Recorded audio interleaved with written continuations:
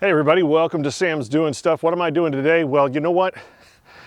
What sparked this video? Well, let me talk to you a little bit. John from Ritterbit will do. I'm sorry. You put those new hydraulics on your tractor. I just can't sit still and not say anything about it. So we're going to talk ballast. We're going to talk weight ratings. We're going to talk about everything that this little subcompact tractor was meant to do, what it can do, and how you can safely do it. So let's get started. First of all, we're going to talk about the weight of this tractor by itself if I'm sitting in the seat. This is a typical configuration, ignore the golf cart cover cab. But if you take this typical configuration of a tractor, maybe even add a mid-mount mower, your weight is going to be around 2,200 pounds with a 200-pound operator. I weigh about 200 pounds, a 200-pound operator in the seat. Your total weight on this tractor around 2,200 pounds. So let's start with that. Now, we don't have any ballast at all. There's no ballast in the rear tires. There's no ballast beyond the rear tires. And boy, we're going to get into that. Anyway, there's no ballast at all. So about 60% of the weight is on the front axle and up toward the front of the tractor. That's where the engine is, that's where the loader is, that's where most of the weight is, even with a 200-pound operator. So, that being said, how much can this front axle take? That's the most important part. It has nothing to do with how much you can lift in your load. It has nothing to do with how high you can lift in your load. All of that stuff just goes completely out the window if you've shimmed your hydraulics up to over 2,000 PSI. It doesn't matter, because when you lift that load and get it just as soon as it gets off the ground, that's where your front axle comes into play. So what's the rating? Now, Neil from Messick's did probably the best video I've seen so far on telling us exactly what the ratings are for the tractor and, you know, how much ballast counteracts that weight, and all of that is fantastic. And the numbers are important. They're important, but they're not the end all to everything, and we'll get into that in a minute. Okay, so the maximum load rating for that front axle is 1,630 pounds. That's what the manufacturer says, 1,630 pounds. Now, I know for a fact that that front axle can take more than that. I know that it can, but we're talking about longevity of the tractor. We're talking about what it's made to do, what it was built to do, 1,630 pounds. Now, the reason I know it can take more than 1,630 pounds is if I'm driving this tractor, and like I said, our total weight is about 2,200 pounds. If I'm driving this tractor and I have no ballast in the back at all, and I hit a bump and I'm going downhill, guess what? Those rear tires will come off the ground. I felt them. They've come off the ground. Now, how much weight is on that front axle when the rear tires come off the ground? I'll wait for you to do the math. We already know. All of the weight is on if the rear axle comes off the ground, all of the weight is on that front axle. So 2,200 pounds all of a sudden gets dumped onto that front axle. If you're completely level and perfectly level, then you can go with those numbers. You can say, okay, 1,630 on the front, blah, blah, blah, 60% here. No, you're not even moving. If you go downhill and the front, you know, your bucket is on the way downhill, well, that weight is shifting onto your front axle. So once again, I know that that front axle can take more than 1,630 pounds, but we're talking about manufacturer specifications, longevity of the tractor, what it was made to do. So now, how much can you safely lift? How much can you safely lift without any ballast on your tractor? I'd say you shouldn't even have the loader on without any ballast on your tractor. That's what I would say. I'd say you should have ballast on your tractor all the time. You should try to get some weight off of that front axle. Why? Because like I've said, you can be going downhill and you can hit a bump and that sucker will, boom, it'll bump you right up out of there. It's not as safe as getting your back end planted on the ground. Now, how can you do that? Well, there are two ways to do ballast. You can put ballast in your tires, on your tires. In your tires would be like beet juice or, you know, rim guard or whatever you want to do. And on your tires would be wheel weights. You can insert wheel weights. Now, wheel weights, those are expensive and they don't add a lot. I mean, you maybe get a 100-pound wheel weight on either side, 200 pounds, but either way, that's going to help. Or you can just keep eating spaghetti. It's going to get weight on the back end, so there's less effect of that front end bumping you up, like I said, if you hit a bump or if you're going downhill or any type of undulation that will cause the tractor to shift weight, okay? But, like I said earlier, the most important part, are you taking any weight off of that front axle? By putting ballast in your rear tires or on your rear tires. Be honest with yourself. Think about the physics of it. Are you taking any weight off of this front axle by adding weight right here? No, because you haven't created a fulcrum. The fulcrum is still your front axle.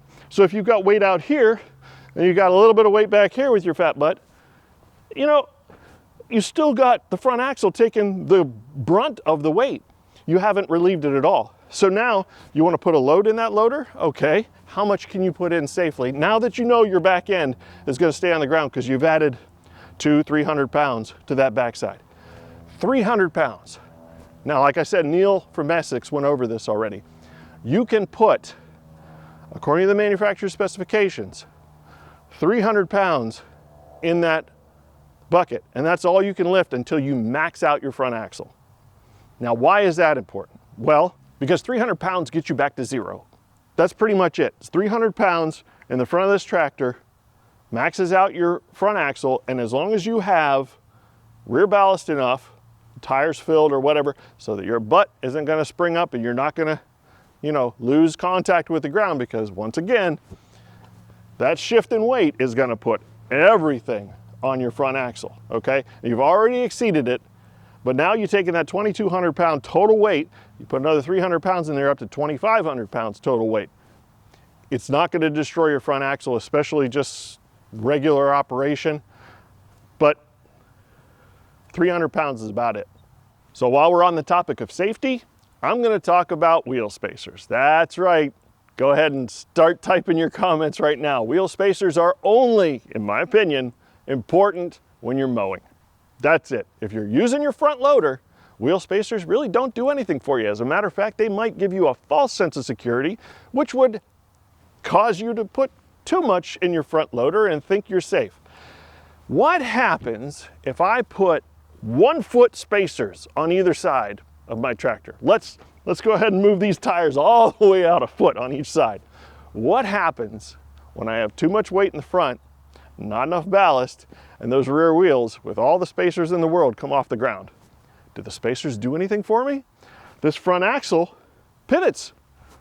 It's not a solid axle, it pivots. So what happens? Picture it. Rear tires are off the ground. You got, I mean, how much spacer would you need to counteract that pivoting front axle with a load in the bucket pulling you over? And if you raise the bucket too high, you're going to tip over. I don't care how wide your spacers are. Spacers are great if you're using your mower or using your tractor to mow. You have no loader on and all you're doing is mowing slopes. They certainly, and I know that since I got a zero-turn mower with a wider stance, they certainly add stability, and they are definitely important if you're mowing with your tractor and you're doing drainage ditches or whatever. But when you're using your loader, spacers are useless. All right, so we've talked about the first form of ballast, of putting weight in or on the rear tires, okay? And that's fine. I don't even think if you do that and you're mowing, you might cause a little more damage on soft ground. That's something you're going to have to think about yourself and consider whether you want that. Now that I'm not using this tractor to mow, I certainly want to put an extra couple 100 pounds in my tires. That's going to happen someday. But how much you put in and what you're using your tractor for all determine whether or not you want to put that weight in your rear tires. So Sam, that's great and everything. Now, what do I do? You keep telling me that all of the stuff that I'm doing isn't safe. You know, can I even use this tractor? Yes, you can. The first thing you need, this is very important. If you're a new tractor owner, you're thinking about buying a subcompact tractor like this, the first thing you should buy is a ballast box or suitcase weights or some kind of ballast that is beyond the rear wheels. That is the most important part of it. You have to have ballast beyond the rear wheels before you start using your loader. Oh, Sam, I've been doing this for years and years and years. You can do plenty without ballast behind the rear. You just fill the tires and think about your front axle again. if you just have ballast in your rear wheels, you're not giving any relief to that front axle. It's 100% fact. Physics doesn't lie.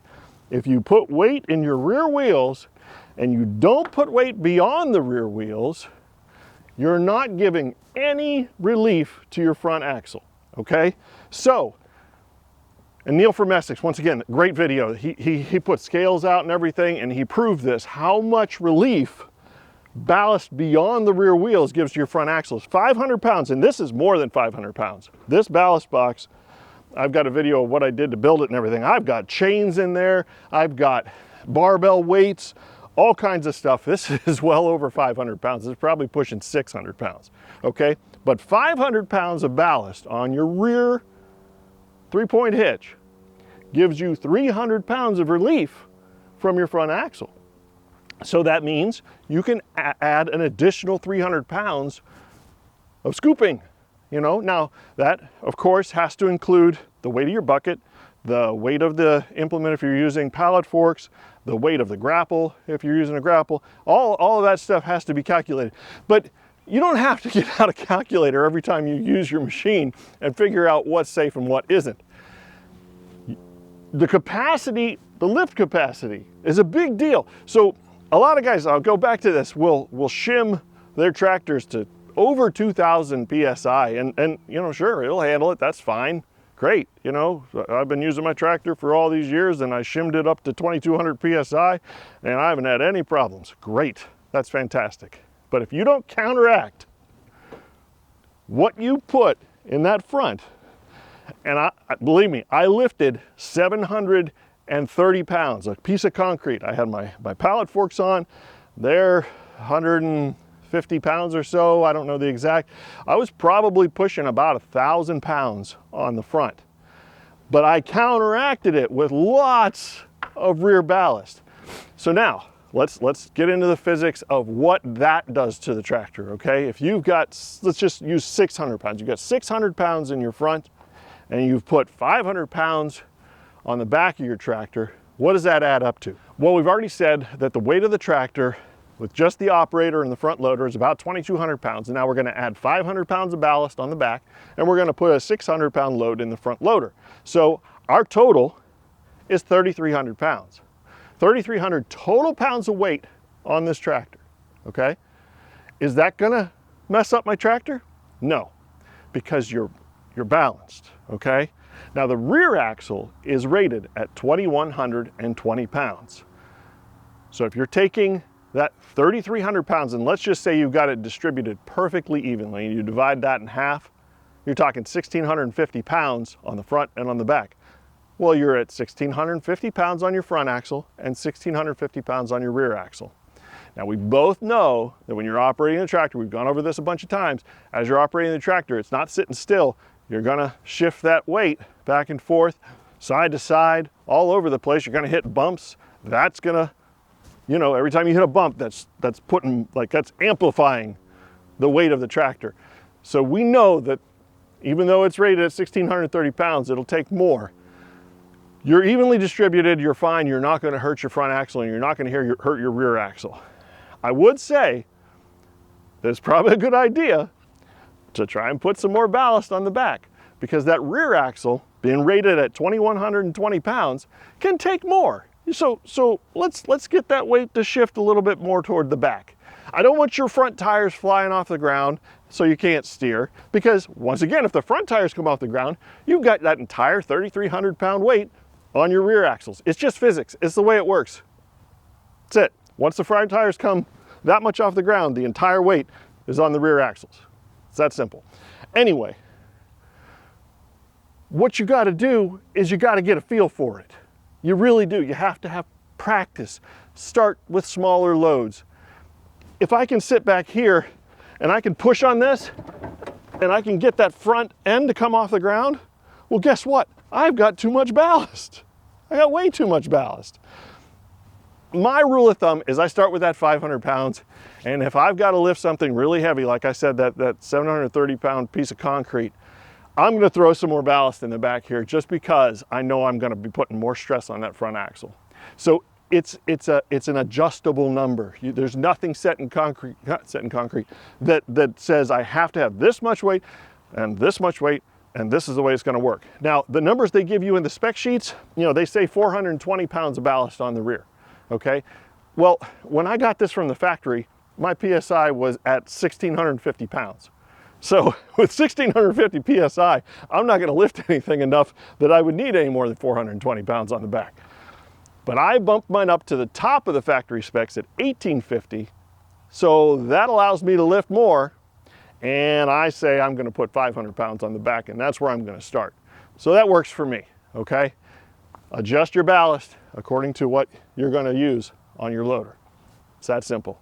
So back to my original point, and John, once again, I'm sorry to kind of call you out on this. You put new hydraulics on your tractor that are not Kubota hydraulics, that they did not build for this tractor, that can lift a lot more weight and lift it much higher. That's the part that really, boy, are you playing with fire. You certainly are. I mean, if you want to tip your tractor over, getting that front end loader to go up higher is the way to do it. So let's just think straight line here. If I'm sitting on perfectly flat, level concrete, and I take that loader and I lift it straight up, well, I can just keep lifting it straight up as far as it'll go. The whole weight is perfectly distributed through that tractor and it's not going anywhere.